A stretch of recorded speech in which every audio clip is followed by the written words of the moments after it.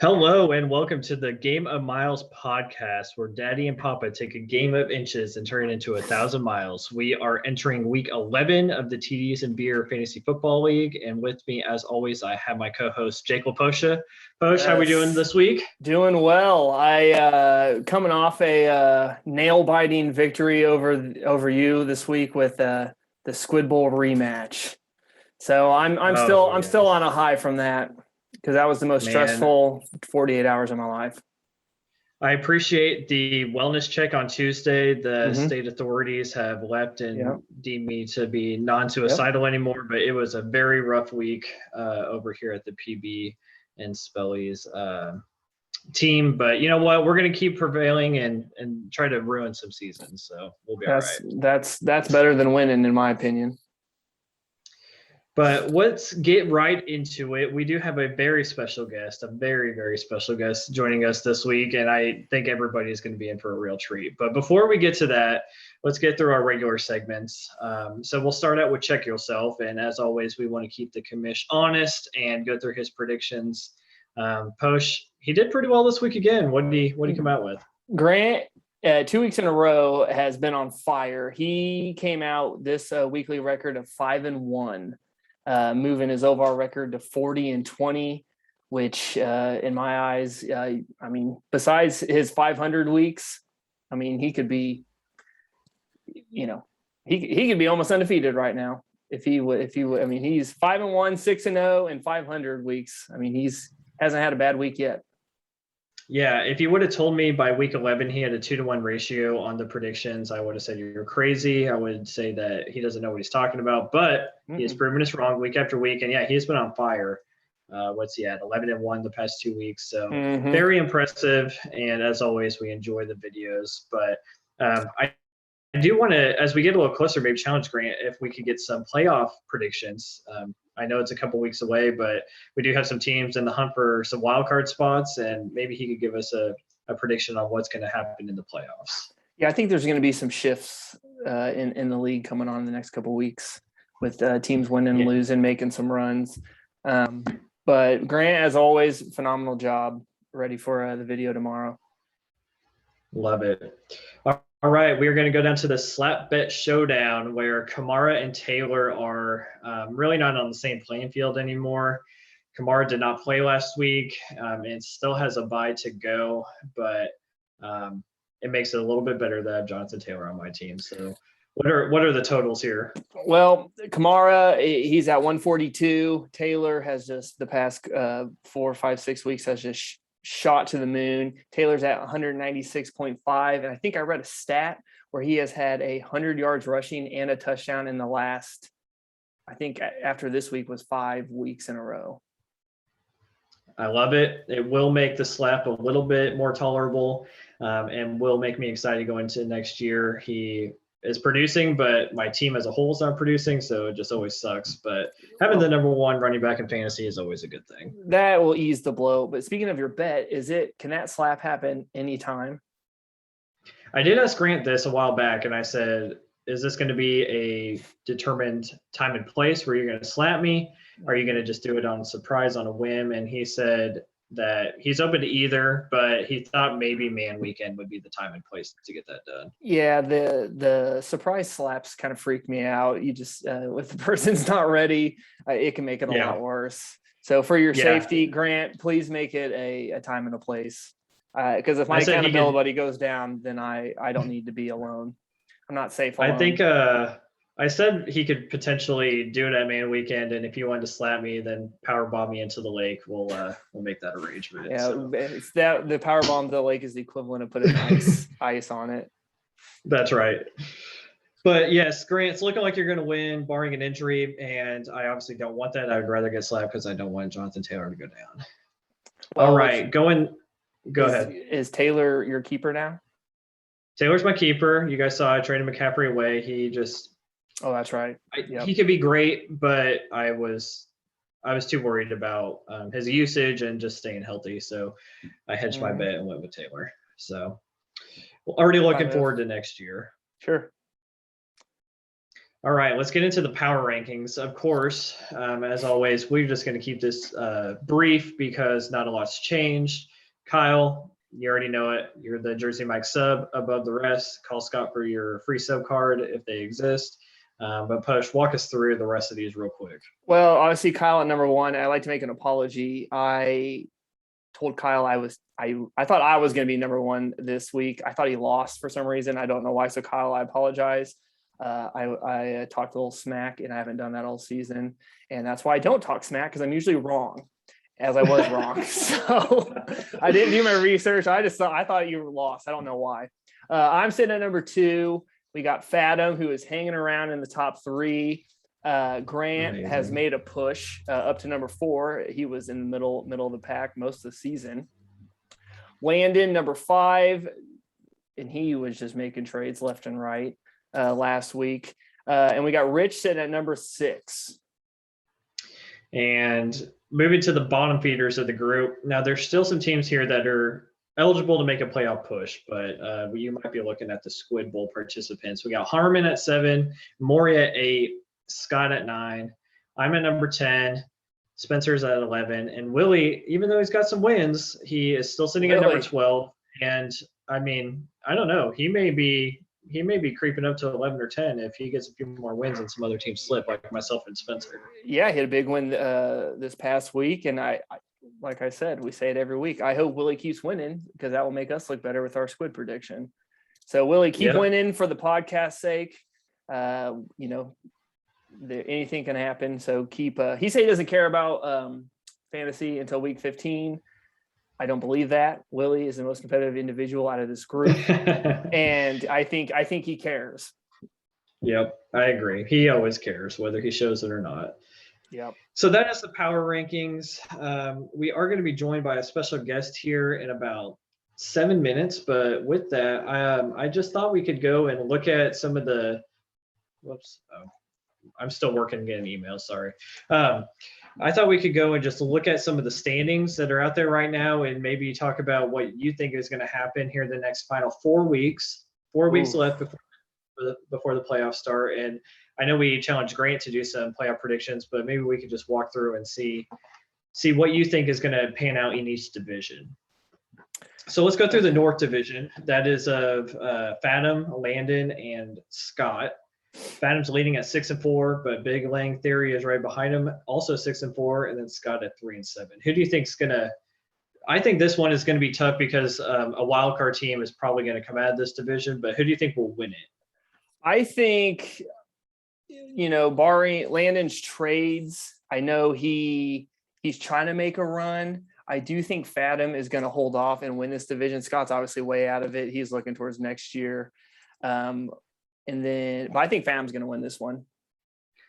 Yeah, it's just crazy. I mean, Fathom doesn't do anything that makes sense, but time after time he ends up winning. But he has the number 2 quarterback in Tom Brady. Jacobs and Cook are solid RB plays. Even his receivers aren't anything to write home about, but he has Beasley, who's just been producing lately, Godwin, Kyle Pitts has been good, DJ Moore. So I don't know. I do think Landon has made a lot of moves, and if the name value can produce as the final 4 weeks play out, I think he's going to take that division. But as I said, I think that the second place person will make a wild card spot. So Fathom will still be in the play. Yeah, Fathom has that weird juju where, like I said, anything he does not make sense, but it works. Yep. The South Division, which is you, I'm going to skip down to that because you were obviously running away with that division. And then you got Maury at 4-6 and Dick Doc at 3-7. Maury is so boom and bust. I think Dick Doc is in the same boat as me. Like we're set for the Squid Games, but if Maury could get hot and be consistent, he might have a chance for a playoff push, but I just don't see it happening. I think there's too much volatility in his team, but he does have Patrick Mahomes now, so anything can happen. Well, I was going to say, especially after all of his trades, he was he was wheeling and dealing too, looking towards the future. I mean, Chubb, is obviously a play. Myles Gaskin is hit or miss. Plays him a lot, but I do like his receivers. Mike Evans, Jacoby Myers with his first touchdown, and Emmanuel Sanders is underrated. I still think he has some juice in the tank, but I saw Maury picked up Cam Newton this week, so I think Maury is planning on Cam Newton doing what he did last week, getting in there and stealing the show. Let's see. No, he doesn't have Cam Newton. He has Patrick Mahomes. I don't see him having Cam Newton here. What? I could be wrong. Let's see. Is he still Maury? Porn Chubb. No, he dealt Mahomes. Remember? To Landon. Oh, I'm looking at to Landon. What week are we on? Okay. This should be 11. Yeah, he dealt Mahomes for like a 2040 first round draft pick. Oh, you're right. You're right. Yeah, he did pick up Cam Newton. Sorry, I was looking at week 10. I need to get. So that could be a play that could give him some oomph. Yeah. So that was a good one. But bottom of the line is I'm taking that division. I agree, and I do not see a wild card team coming out of it. Going to the barbecue nugs, we have Grant leading at 6-4, Harmon at 5-5, and me at 3-7. I am writing myself off. I'm trying just to not be squid. So it's between Grant and Harmon. Yep. And I hate to say it. Grant always says it. He's too invested, or he's too good to lose a fantasy, blah, blah, blah. But Grant has made some good moves. He got Herbert. His running backs are solid with Connor and Montgomery, and I don't know. He has a solid team. It's not flashy, but he's been consistent, and he's been getting wins when he should, which is Grant. I don't know. It's more than I can say for myself. Grant said he puts in the work, so he will never ever be squid. So we'll see. But so this is a potential to have a wild card team come out of it as well. If Harmon and Grant can continue to win. Now I play both of them here in the next 4 weeks, so my goal is to ruin their seasons. Sure. But we'll see. We will see. I'm going to pick Grant. I hate to do that, but I'm going to. Wow. And then the last one, the West Division, Kyle, obviously 9-1 is going to be winning that. You and him are battling for a number 1 seed. Hurt Locker, Willie is at 2-8. I think he is destined for the Squid Bowl with me. I don't even think he can mathematically make the playoffs, so that's easy. But Richardson at 5-5, can't win the division, but could easily look to get 4 more wins, or 2 or 3 or 4 more wins and make a wild card spot. Well, do you think Rich has what it takes? I don't know. I think he's going to need some help. But I actually played Kyle twice in the last 4 weeks, including this week. So if I can win and Rich can win, that will help him out a bunch. I'm going to go ahead, and Grant's probably going to deem that game of the week. Kyle, that's why Kyle traded for Kyler Murray, because Stafford is on bye and Kupp is on bye this week. So he was trying to get some more firepower to face me. So we'll see how it goes. Looking at Rich's team, I mean, Tannehill at quarterback. He has the Chiefs running backs, which are just so hit and miss. Devontae Freeman is his other running back right now. I guess he does have Aaron Jones, so he has Aaron Jones there. But nothing about his team makes me super confident. I mean, McKissick is in the flex this week. I don't know. Just nothing about his team makes me think that he's going to make a playoff push. I could be wrong, but if I had to guess, I say that the playoff wild cards are going to be. I'll go ahead. I said Landon's going to win that division, so I'll say Adam as a wild card team, and then I think that Jim is going to be the other one. Best of luck to him. It looks like our special guest is joining, connecting to the audio. There he is. Can you hear us, Landon? Big Lang Theory. The podcast, right? Sorry, I was having a little date night with my better half. Oh my god! Podcast is tonight. Yeah, what's going on?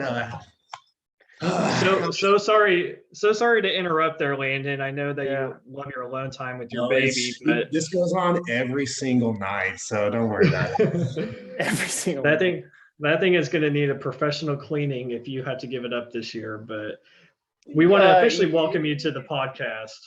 Well, I just want to say thank you. I'm a huge fan. You guys are awesome. I tune into GOM every week. And when you asked me to be on, I was like, let's go. Because Spilly, I messaged you a couple weeks ago saying I was available. And then about 5 or 6 other guests later, here I am. So I see where I stand on the but that's awesome. I'm so happy for you guys. You guys have a lot of opportunities and a lot of guests. So Thank you're you. doing great. We appreciate you understanding the backlog of participants, but there is nobody more important than our current champion, Mr. Landon Fall. And you've actually been doing a lot to try to make another run at a championship. Tell us a little bit about your moves and trades and what you think about your team. Well, yeah, I had to make some moves. My team was not good, but after my 3rd and my 5th round pick tore their ACL, and then I was looking at my schedule. The first half of my schedule was the easy half, so I was like, if I can just, without making any moves, go 5-2 after 7 weeks, that's halfway. Then I can maybe pull some moves, and then I went 5-1, and then I went on a 3-game losing streak, and I was still in position to make the playoffs. And so I was like, I got to make some moves, and then wasn't really looking to trade draft picks. Didn't even know that was really a thing. And then Cahill did kind of start it all off. And when the best team in the league tries to get even better, someone's got to, we can't just like roll over and die. Someone's got to compete, and who better than the people's champion? So don't get mad that I'm trading away picks. Just know that I'm sacrificing next year for the people. That's all I want to say. And I don't have the best team. I feel like there was another move or two I could have made. I still have 13 more picks next year. I wish I could have used them all. But like I said, someone once said, I believe it was Cahill, he used to say it about 50 times a year, is the best team never wins it. And it's funny because we haven't heard him say it one time this year. So, it's because he knows. That's why I'm glad he stayed the number 1 power ranking. I didn't want to make the jump. That used to be his quote, and he hasn't said it one time. That's hilarious. Kyle is the king of quotes, and I, for some reason, remember all of his quotes, and I'm going to make a list of them for the podcast one of these days, because he's been firing them off, and so I'll have a list of the Kyle Cahill isms that he says. But you're right, the best team statistically has never won, and the worst team statistically has never been Squid. But this is a new year, and it's been the craziest year at that. There's been some rule changes in the past that kind of changed strategy, but nothing like this. And with the changing of the games, like, you got to play the game, man. You got to play the game. That's right. That's all I got to say. You got to beat the commit. You got to beat the commish and, his rules. So, but I think everyone does a good job of it. Landon, you've done a good job of it. Yeah, I kind of want to go through your team real quick, because I do think that you have put together a contender, in my personal opinion. Patrick Mahomes was a great trade, and he went off. And if the Chiefs could get back to their old ways, that's great. Elliott, Fournette, Samuel Metcalf, Cooks is a great wide receiver trio. And of course, you got the king, Travis Kelce. So I don't know. And you got some good reserves. You got Hurts, you got Carson, you got some backups for your guys. So I don't know. I think you have a chance to make a push. And like you said, the best team isn't always the one that wins it. So you might be in a good spot. Yeah, my team can definitely put up points, especially like before I made those trades. Before, it was just kind of staying afloat. I had a high floor, but no one really sexy in terms of like big names other than Kelce and DK. But definitely can put up points in fantasy. You can just see what happens. And I've been hit with some injuries, but I got some handcuffs and some backups. So I'm built to be injury proof moving forward. Was there ever a time you were thinking about dealing Kelsey when he was in his lull? Yeah, I was before I traded any picks, I was like, here we go. I need to get depth at running back. I wanted to trade him for either a keeper or a running back and a tight end. And Yep. Cockdock had put a bunch of players on the waiver wire. And I saw he had some good players, and Mark Andrews was one of them. So I was like, I could probably still have a top 5 tight end after dealing Kelsey, and maybe have Andrews and Fournette or something like that. And he kept wanting to like throw picks in, which I get it is exciting. And then finally I was like, F it, I'm keeping Kelsey. Here's a first. Give me Zeke. And now look at him. Now look what Kelsey's I didn't doing. even have to get rid of Kelsey. I think Kelsey's the one part of my lineup that kind of gives me an edge over other teams. If he can really go, because him and Mahomes can combine for 50 or 60 points easy. And the rest of my team just has to score that exact same amount. And I will say your Deebo Samuel trade was good because at least on Monday night, he was lining up at tight end, wide receiver, running back. He was doing it all. I have never watched him play before until Monday night, and that dude is good. I traded a second for him. Never have seen him play, and that guy is a stud. Well, I'm with Blake. I think you made enough moves. So I think you put together. You're fighting for the divisional lead, so yeah, you can make the playoffs to make a run. You got to take down Fathom. Yeah, I'm worried about Fathom. Yeah, we were talking earlier. Jake's got a good team. Jake, Cahill, Fathom. There's a clear kind of top 4. All the ones who trade away draft picks are kind of the clear top 4, trying to make moves and keep up with each other. So. And then there's 4 teams that clearly will not be in the playoffs. And then there's about 3 teams that are kind of fighting for the last 2 spots. So we got 4 weeks left. It's gonna be a thriller. And Jake, you play Cahill twice. I know, in the last 4 games. And it's gonna be I think there'll be a battle. This week I play him this week, and he actually does not have Cooper Kupp or Matt Stafford. You got a chance. Yeah, I got a chance. And I think he has a Kyler Murray, but I don't even know if he's going to play. I think he was questionable with an ankle. So fingers crossed that does not happen. Right. Well, Lang, the last question I want to ask you before we let you go is, I'm looking at your draft picks for next year, and I know you said you're all in on this year. You got a really good team, and I really think you have a chance to make another championship run. But no first and no second next year. Do you have a strategy? That's something we're going to see as a league, is what the strategy is with all these missing draft picks in the future. Do you have a strategy, or are you just going to wing it? I mean, I don't want to reveal too much, but okay. Well, I don't know. So I will just say this year, out of my top 7 players that I drafted, that's half of the draft, only one of them has been in my lineup the last 6 weeks, and that's DK Metcalf. So you just got to hope to hit late. And I mean, you can always trade, but I'm at a point where I'm focused on this year. I was kind of in a position to where I'm going to make the playoffs, and to keep up with teams like Cahill and Jake, I had to make moves. And you know what?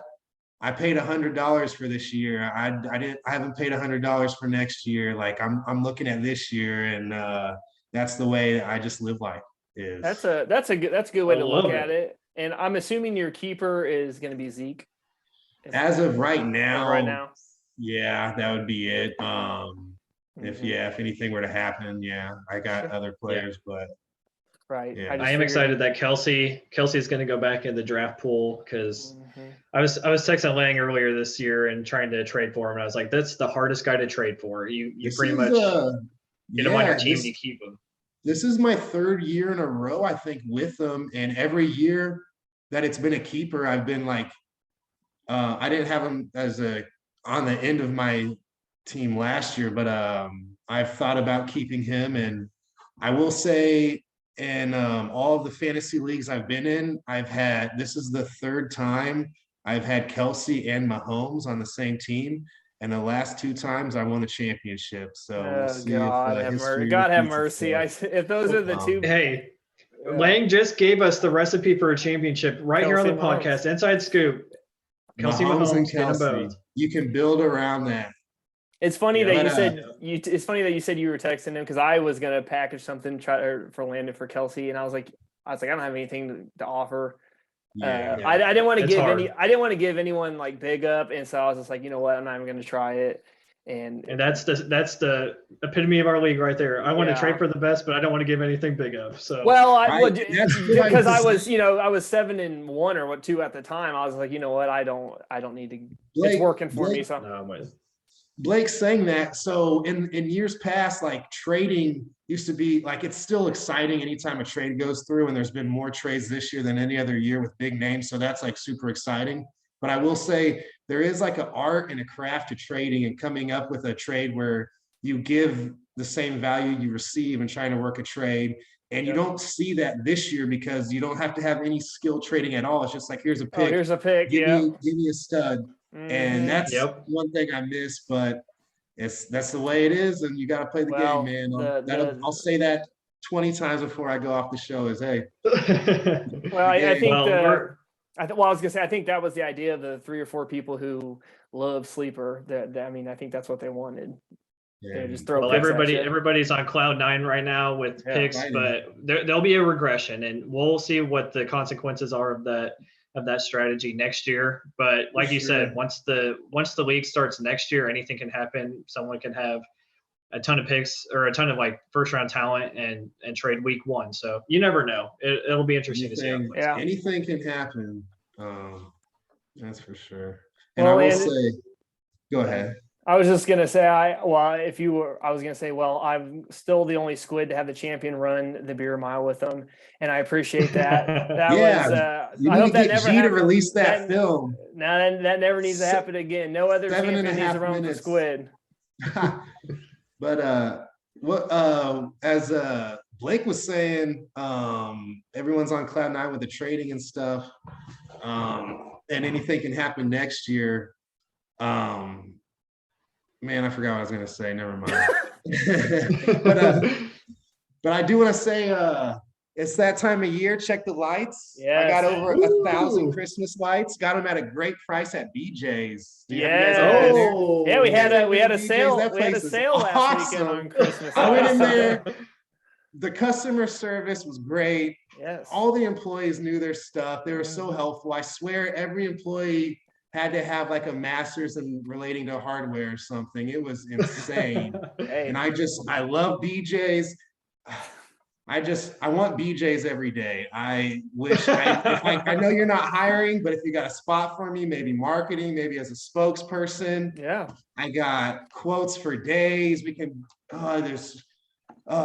get ahead with BJ's or BJ's. Well, there's We'll always clean your room. mess, or BJ's. You come, we'll swallow our pride and give you the best darn rates you won't find anywhere else. Oh, Come on down to God. BJ's. We'll Dude, blow you. You know what? More- You just got yourself a job right there, Landon. We will Dude, always gosh, take you that don't know how compliment. happy that makes Director us. of marketing, right there. You're the new Oh. director of marketing. Man, I got big ideas. So you made a good move. Well, you start tomorrow, so put together a presentation and give us everything you got. That was okay. I can't top that, but I'll try. Yeah. All right. Well, thank you, Mr. People's Champion, Landon Paul, Big Lang Theory. It was great having you. We wish you best of luck the rest of the season, and we'll see you in the playoffs. Any parting words before you go? I just want to say, thanks guys for having me, and BJ's, you can put it in our mouth. That's good talking to All you, right, Landon. Oh my Wow. God. We knew we were in for a special treat this week with having Landon on here, but Well, once he got going, there was no bringing him back. yes. I think he And, said and- I think he said BJ's approximate in the last minute and a half. I don't know, 12, 13 times. Yeah, and I appreciate the plug. And with that, our promo this week is Christmas lights. So Mhm. come down to the store and get your set, and we'll even have Landon come hang them up for you since he did such a great job. Yeah. It's always a pleasure. So all right, we are running long, and with that, I'm going to wrap up the podcast here. Jake, thank you as always, and good luck you. against Kyle this week. Thank You you. go and take that top spot and dominate. All right, we'll see. Everyone, good luck this week, and be prepared for maybe a Chiefs watch party this weekend. Daddy and Papa will touch base with you on that soon. That's right. Take care.